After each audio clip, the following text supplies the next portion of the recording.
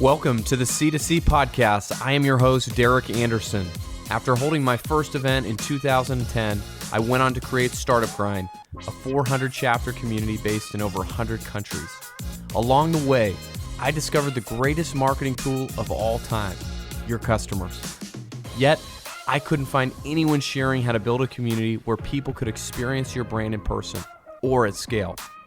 On this show, we talk with the brightest minds and companies on the planet about how to build customer-to-customer marketing strategies and create in-person experiences for your brand and customers before your competitor does. I'm excited to have our next guest, Gina Bianchini. Gina is the CEO and co-founder of Mighty Networks, a tool that helps people grow their niche, brand, or business all in one platform. They've raised $16 million in funding and are based in Palo Alto, California. In 2005, Gina co-founded Ning with Mark Andreessen. Ning made it easy for people to create a custom social network for their brand or community. Take a listen. Gina, describe to us what Mighty Networks is and what problem it solves. Great. Yeah. So first of all, thanks for having me. Mighty Networks is a software as a service platform, and we help creators, entrepreneurs, brands, and businesses bring their people together and be able to offer a community, content, online courses, and subscription commerce all in one place, all under your brand. How did the idea start? Where did it come from? Yeah, I mean, I've been working in this whole area of sort of interest-based or niche communities, which, to me, niche doesn't mean small, it means specific and narrow and focus, but really interest communities, if you want to call it that too, since 2004. So like, I have been doing this a while, and I stumbled into it kind of in the early days of social.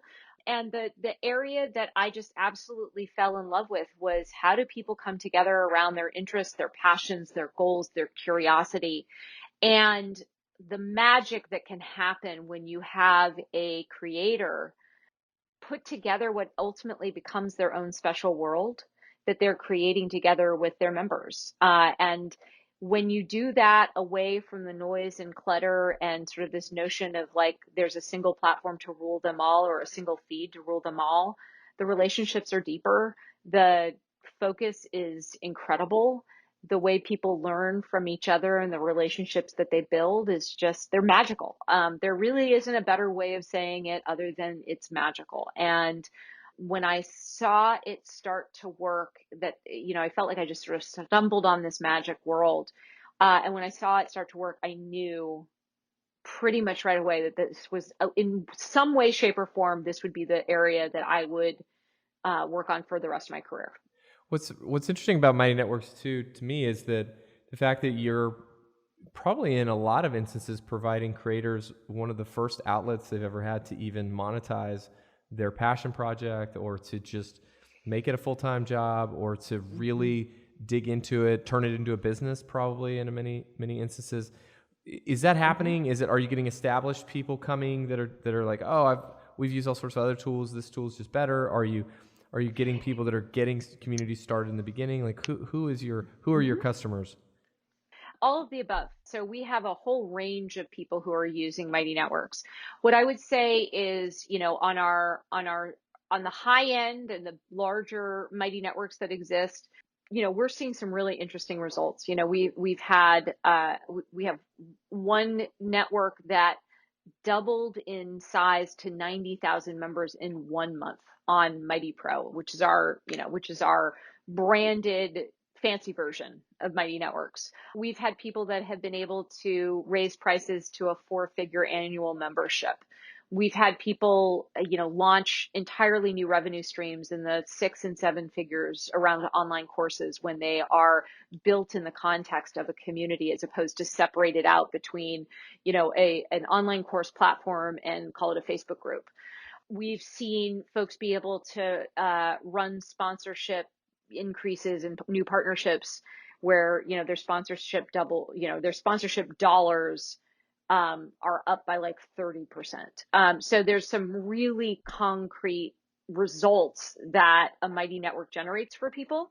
And what we have, just launched is the ability for people to charge for individual courses or individual groups or bundles of groups and courses within a Mighty network. And I think we're going to start to see, because of that, just a whole new generation of Mighty networks that are generating revenue for their creators, for their hosts, as we call, people who start and run Mighty networks.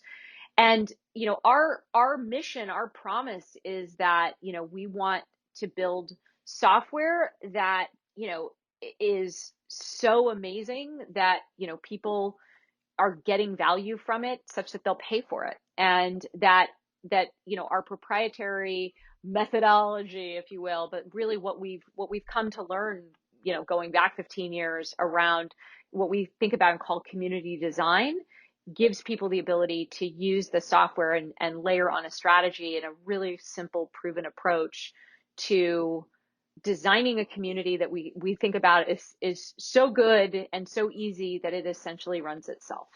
And, the whole, I think, and perhaps this is my contrarian point of view that I have that not a lot of people share. I don't think community building should be hard. I don't think it is hard when you make some really good, simple decisions up front.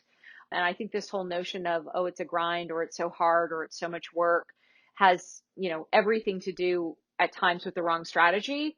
And also, using software that is fundamentally designed to create competition with other, other topics, other people, Yeah. other, more and more engaging things that, might mean that you're getting more and more agitated instead of, finding meaningful relationships.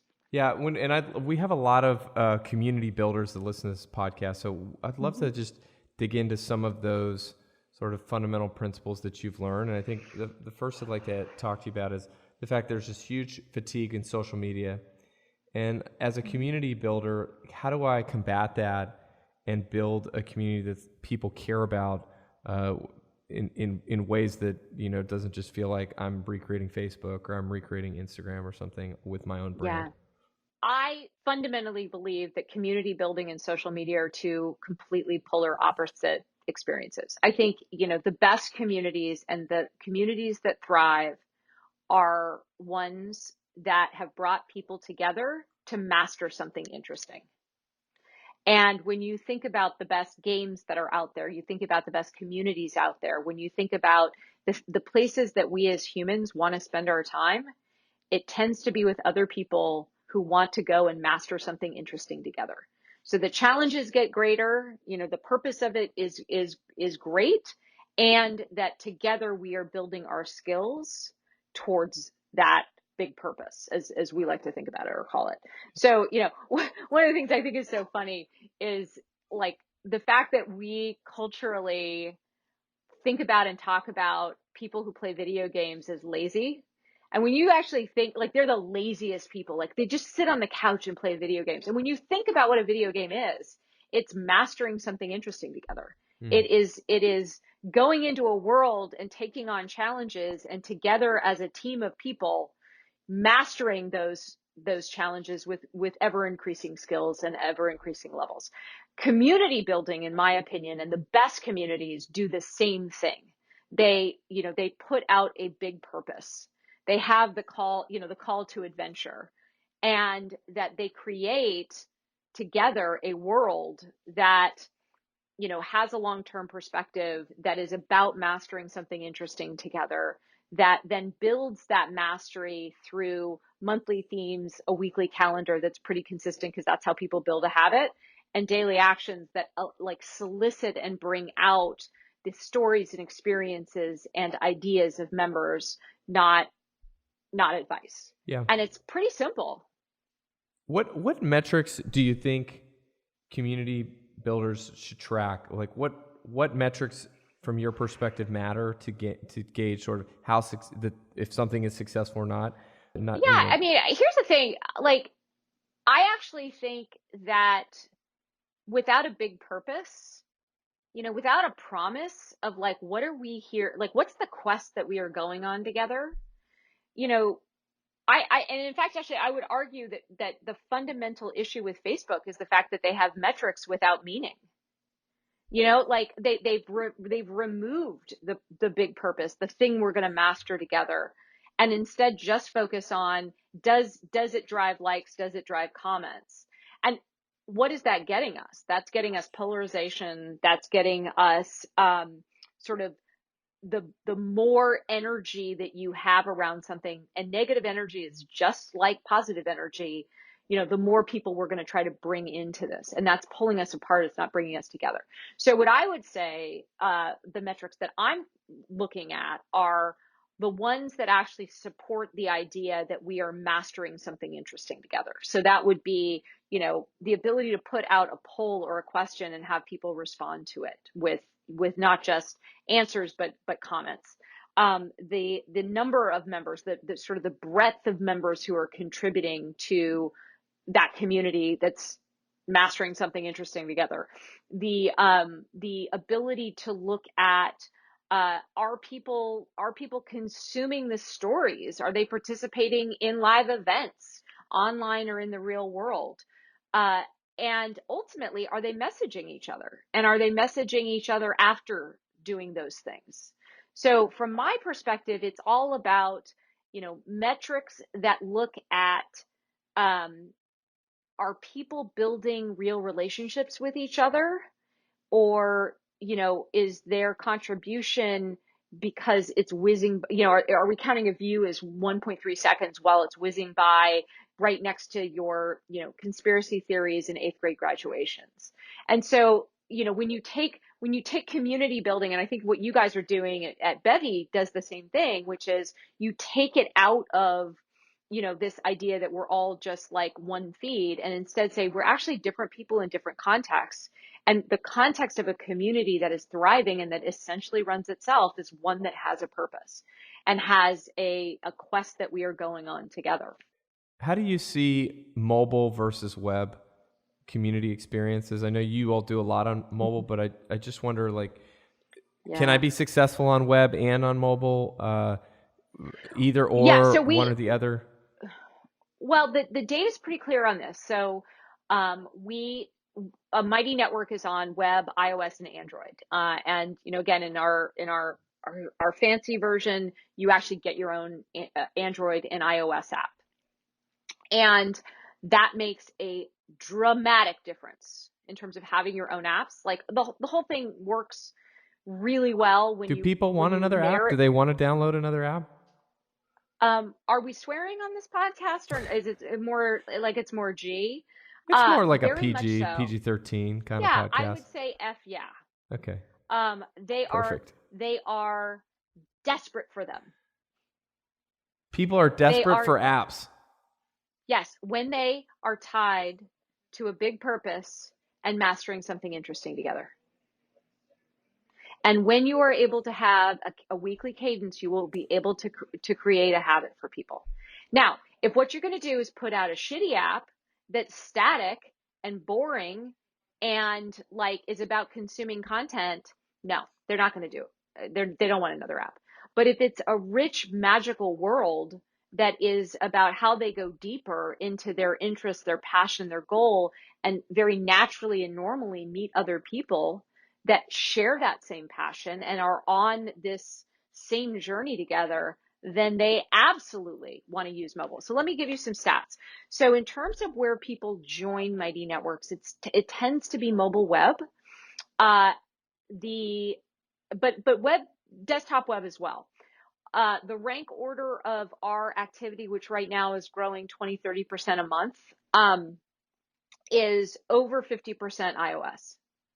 So if people, and then it goes about 30% desktop, about 16% Android, and the rest is mobile web. So if you think that a mobile web experience is a community experience, you are sadly mistaken, unfortunately. So either you need to have a native mobile app or you need to have a desktop only experience, which is really hard to do when people are discovering things in many cases on the mobile web. So that's what the data says. That's not my opinion about it. But I think it's pretty clear that this notion that people don't want another app has more to do with the fact that they don't want another shitty app. So in 2005, you co-founded Ning with Mark Andreessen, and you helped Mm-hmm. people create sort of customer social networks or communities, probably put in a better way. And I'm curious to hear have you seen the community industry evolve in the last 10 or 15 years? Like how different is it? How similar is it? And then where is it going? Yeah. So I don't think about it as an industry, because I don't know that it is. Here's what I would say. So when we started Ning, there was a ton of energy around, people had just created their MySpace pages and they were stoked. They were customizing them and adding so much bling and like gifts that were Ringtones. unicorn sparkles and ringtone. I mean, it was like awesome. And and that was really, we saw so many people from MySpace come over to Ning because they were like, oh, now I actually get a whole social network. I get to create. I get to choose my features, and I chose all the features. I get to like embed things in and drag and drop and like make it really really awesome. Fast forward to today. Here's some amazing stats from my perspective. There are 364 million people that are creators that have potential to have their own owned and operated, community powered business. And so there are 22 million people today who have over a million followers on Instagram. There are 147 million people who have over 10,000 followers on Instagram. And I can tell you some of the most interesting communities where people are making, 5, 6 figures. They don't even have 10,000 followers on Instagram. They're doing some really interesting things with their email list and other things like that. There are 68 million people who have Facebook groups with over 20,000 members in them. There are 5 million WordPress sites that have sort of some level of subscription or donation turned on. So when you just start to add these different things up, the big difference from 2005 is just the sheer volume of people who have identified an interest, found their niche, told their story, followed their curiosity, built enough of an audience that today they can actually pull together people in a community with their own content, with their own messaging, their own profiles, their own courses, their own world that they can now charge for, and charge for pieces of it, charge for the whole thing, run events, run courses, run masterminds. And, if I look back to 2005, people were just amateurs. They were just excited. They were just like, hey, this is like the first time we get to go talk to other teachers who are like teaching English around the country. Like that's never been possible before. I could talk to like my school or my district, but I can't talk to somebody who's in Clearwater, Florida, or somebody else who's in, Trenton, New Jersey. This is awesome. And that is, to me, just the magic of where we're sitting right now, which is where in the past it was, let's follow our curiosity and just like enjoy the novelty of the fact that we can connect people for the first time, to now it's like, well, wait a second, there's a business model here. And why is there a business model here? Because people have never been lonelier. They want to spend their money on experiences, not things. And they recognize and appreciate the fact that they get to learn anything today. And it's just more learning. It's so much more fun learning from people who are interesting than people who are static and boring.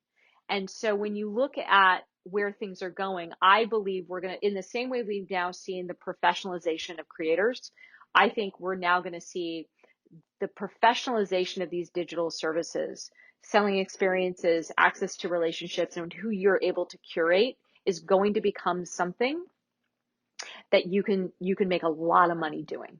It's not going to just be about your content. It's not going to just be about like, oh, I like have an Instagram story, or I can just teach something.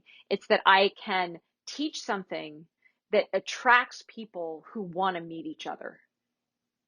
And I think today that's been in the events world or the meetups world. And I think this is increasingly going to become, we call it and think about it not just as events, but like experiential commerce, which is the combination of being able to charge for curated relationships, curated expertise, and curated experiences online and in the real world. Thank you so much for listening. If you like the show, please leave a review wherever you listen to this. If you'd like to see more about how to create your own event community, go to bevylabs.com/pod. Again, that's BEVYLABS.com/pod.